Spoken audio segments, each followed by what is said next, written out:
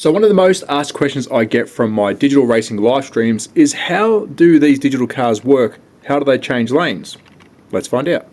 But before we answer how does a digital slot car change lanes, well, how does a slot car work in general? So let's take a look underneath, and you're going to find 4 braids on this slot car, but every slot car has 2 braids on them, negative and positive, and the track is also negative and positive. So if we put our car on the track, making sure that there's a connection, we press start on our slot car track, and if it's working, this guy should drive off down the straightaway, like that.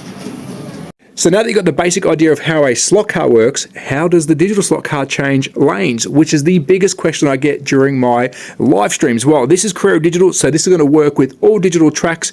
You do have a double lane changer in front of you, and we have 2 little sensor marks at the start of this track, which will tell the car to either go from right to left or left to right. Now, if we have a quick look at the car, the Carrera Digital has a little chip. You can see the sensor next to that switch. If we put him back down and drive over without pressing any button on our controller, he'll drive straight past it. But if we bring him back and put him in front of it and hold down our digital button, this is it here, and then drive over the same piece of track, he will change lanes. So simply, we are telling that sensor as soon as it goes through here that we want to cross over, and it will work on the other side as well. So let's put him back down.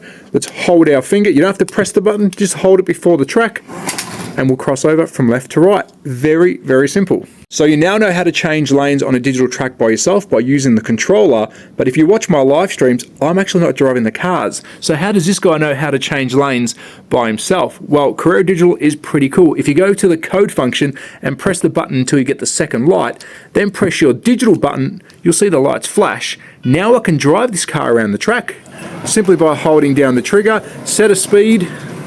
I think that looks good. Press the digital button, and it now will drive all by itself, and hopefully, whilst I'm filming, he will change lanes. There you go.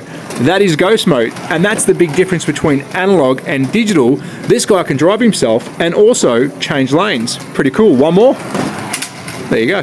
So there you have it. Now you know how I do ghost racing on my live streams. If you haven't tuned in, please do. It's been a huge success on YouTube. And if you want to replicate what I'm doing at home, now you know how to do it. Get yourself a digital system, set up some ghost cars, and do some racing at home. And hopefully, I'll see you in the next live stream.